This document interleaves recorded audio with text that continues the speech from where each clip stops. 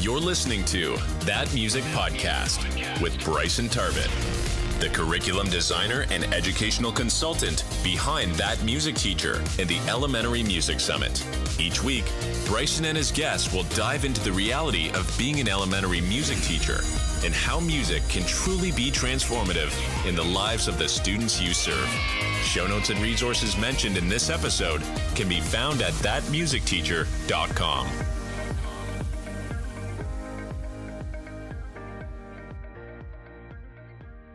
Welcome back to That Music Podcast. I am so excited to have you here, and I am so excited to be back for season 5. It seems absolutely crazy that we are here in the 5th season of this podcast and episode 109, I think. That's crazy. I absolutely love it. I love that we're able to have this conversation every week. And I'm really excited to talk today about something that is really I think it's really important. It's one of the most important things that I think you can do as a music teacher to set yourself up for success.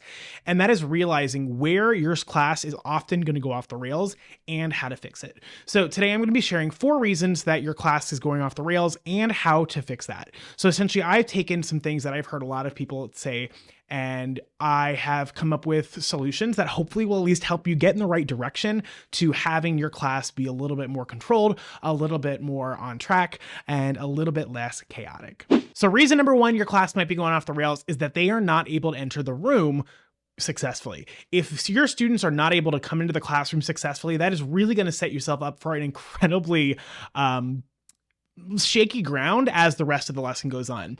So I've heard a lot of students say, my students do not know how to get into the classroom without being absolutely chaotic. Or, my students, they walk in or they run in the room and they're jumping all over each other and they're just zooming around the room. How can I make sure that entrance into the classroom is successful? And I have a few different ways to do that. The first thing I love to do with my little ones is to give them something to do as they enter the classroom.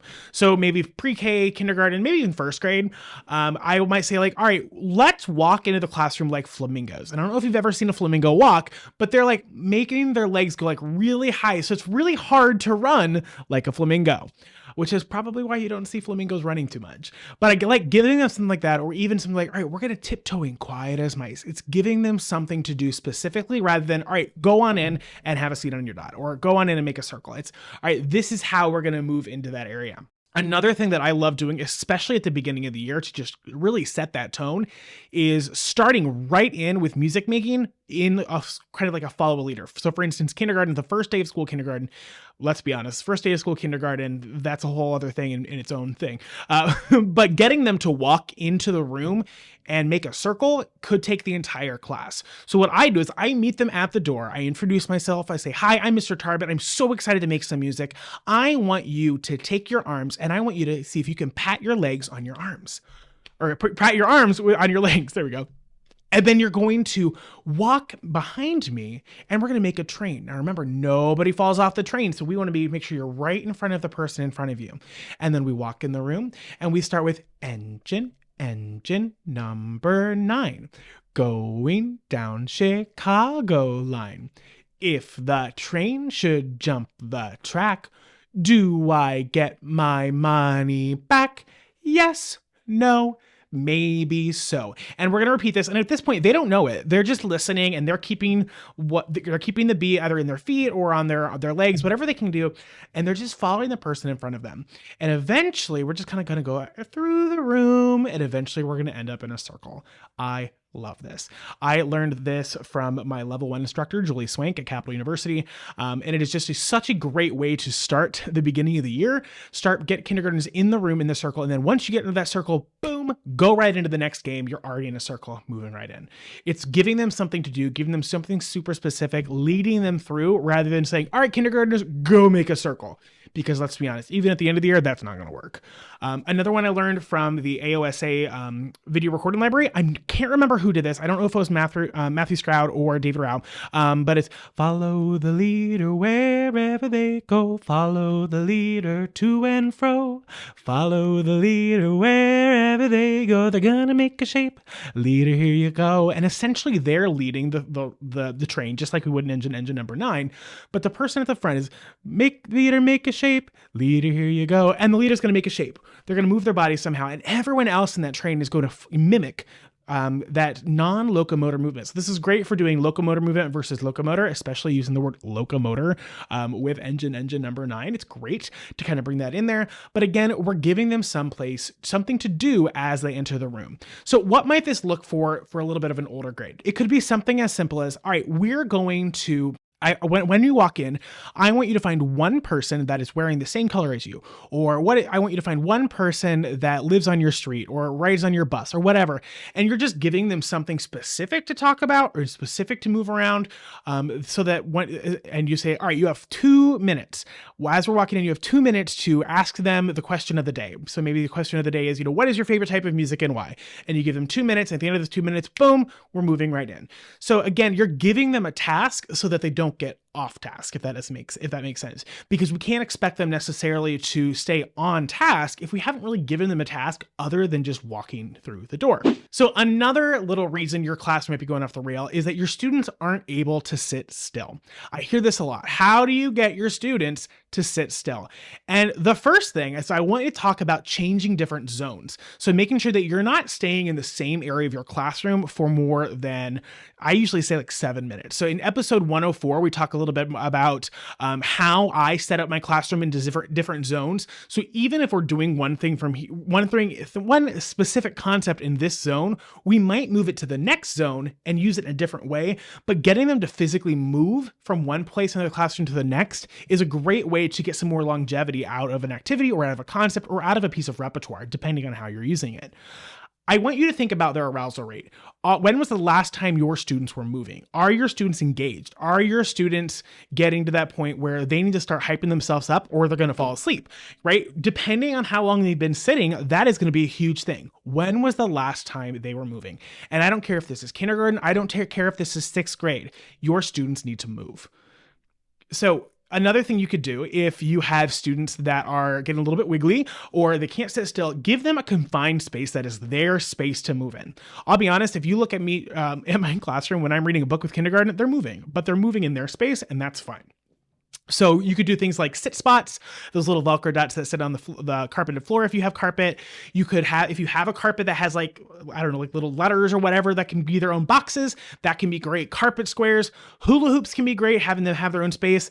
A word of warning about hula hoops, you probably already expected it, is they tend to pick them up and move them, which can be fine. Just make sure you get the ones that don't have the little beads in it. Otherwise, it's incredibly distracting. But I think that giving them a confined space is a really good way of allowing them to move in a way that's acceptable, a way that's not distracting themselves or others, but still getting that movement in. And another thing is, do they have to be sitting? I have a lot of my students that don't like to sit down, and that's fine. A lot of my students, if they are able to stand at the back, if we're working on the board, if they want to stand at the back, that's fine. As long as they're standing, not jumping or twirling, and they're at the back so that no one's behind them, that's totally fine. I always tell my kids, as long as you're paying attention and you're in the same area as we are, and you're not getting in the way of your learning or anyone else's learning, I don't care if you're sitting down or standing up.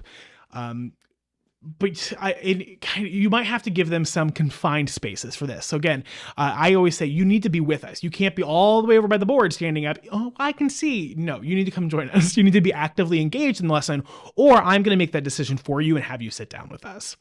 So that's another thing that we hear a lot about is how do I get my students to sit? And I guess the overall arching question I want you to ask yourself is, why are you sitting and how long are you having your students sit down?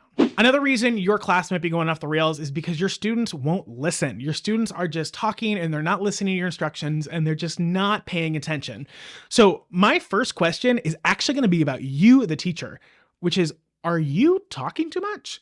Because sometimes as teachers, we feel like we have to be the sage on the stage, for lack of better words, or we have to be the one with the answers, the one that's leading the lessons. And the reality is, Our students can do a lot of that for us. For instance, can you have your students ask guiding questions rather than us guiding questions? Or what are some things you notice? What did you hear here? Rather than saying, all right, raise your hand if you heard the violin, or raise your hand if you heard the trumpet. No, like, what did we hear? What are some things you noticed? Another thing that can be really great is having student models. I love singing. I think I'm a pretty good singer, but my students probably get tired of hearing me sing all day. So when appropriate, can we have a student model, or can we have a video model, or can we have someone other than just me that's doing the active instruction of that class? Can we have some student leaders that are going up and pointing at the rhythm syllables rather than me? What are some other ways that we can give them some engagement so that they're listening? On the flip side of that, how can we give them the opportunity to talk?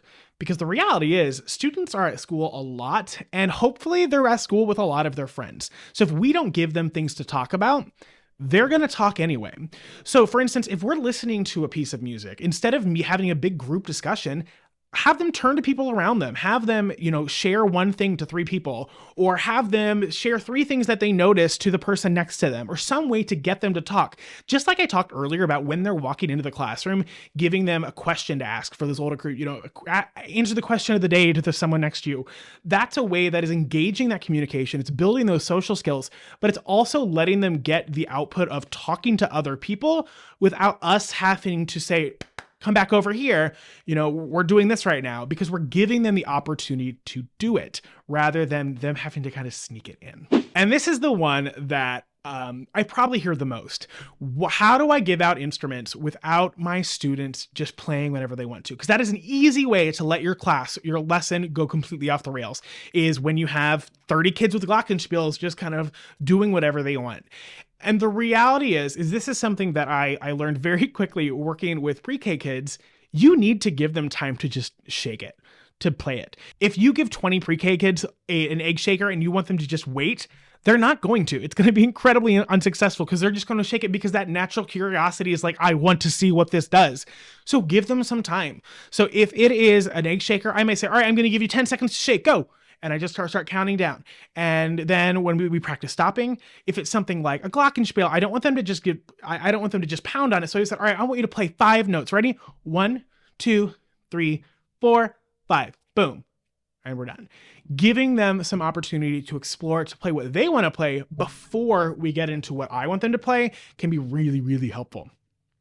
Going on to like rest positions and ready positions, I think is a great way. So here in my wonderful studio, I have 2 pencils. I'm going to use them as my mallets. So in my classroom, I have rest position, which can look to a couple different ways. First, I can have them with their mallets on their shoulders, kind of like they're holding onto their backpack, or they can do something a little bit more silly and make their self little alien antennas on their heads. I say, I don't care which one, but if you notice, neither one is making sound. I think that might be important. So that's my rest position. And then we also practice ready position, which is still not making any sound, but you're ready to play. So I'll literally just play a game of ready, rest, ready, rest, ready. And I'm like, just kind of trick them, and they find it really funny. But having them practice and holding them accountable to those positions can be helpful. And you can use those for anything. If you have egg shakers, maybe your rest position is it's on the floor, not moving. If you have rhythm sticks, maybe you're doing the same thing as mallets. Whatever instruments you have, I recommend giving them a rest and a ready position and practicing that before you move any further. Speaking of moving further, the worst thing that you can do when giving instruments is to pass out instruments and then explain what you're going to do today. You want to kind of dangle that carrot a little bit and say, all right, we're going to be using boom whackers. So let me show you on this video, when it plays your color, you're going to hit it 1 time. Let me show you how that works. If you try to do this instruction while they have an instrument in their hand, 1, they're not going to be paying attention. 2, they're just going to be playing a bunch of stuff. And 3, everyone's going to get frustrated. So making sure that you are doing that prior to them getting the instruments. And then once they get the instruments, before you even pass anything out, say, all right, we talked about how we're going to get the instruments. Sit carefully. We're going to talk about how we're going to show me your rest position. Let's see, who can show me who can show us what those expectations are? Oh, Susie. Okay, Susie's going to go over and get a boom whacker, and she's going to come bring it back to her spot and show us that she's in her ready position. And then Susie would go over, grab her instrument, and show us our ready position. And that way we have one person. She has shown us what the expectations are. So we've talked about the expectations. They've seen the expectations. And then now they're going to try it and show us the same thing. So that is a wonderful way to kind of move that on. A little hill I'm willing to die on. I hate the phrase, if you play before I say, I will take your instrument away. I'm not a huge fan of that phrase because there are so many students that have impulse control, and that if they're set up successfully, they'll be totally fine. But if you say, all right, go get a glockenspiel and sit down, and then we're going to give you your instructions, and now it's 10 minutes later and they still haven't played a note, yeah, they're probably going to play. So what can we do to kind of find that middle ground? I'm not saying to let them play whatever they want, whenever they want, but what can we do to make sure they're set up for success? And then we can move on. So these are 4 possible reasons that your class is going off the rail. I hope that I've given you enough to think on to help fix these situations. I could talk about reasons your class could go off the rails forever because there are just so many different things that happen. It could be, oh, we have a fire drill no one told me about. Or, hey, it's snowing for the first time and you have kindergartners. You're going to have things that are going to let your classroom go off the rails. The kind of thing that we need to do as teachers is, 1, accept that fact, but also do what we can to set ourselves and our students up for success, for when that happens, nobody's caught off guard. Thank you so much for listening for this episode of That Music Podcast. I hope that you will leave a review wherever you're listening. If you're on iTunes or Spotify, you should be able to scroll all the way to the bottom. We would love those 5-star reviews, but even if it's below a 5, we'd love for you to leave a comment in your review, letting us know what we can do better. And we will see you next week on That Music Podcast.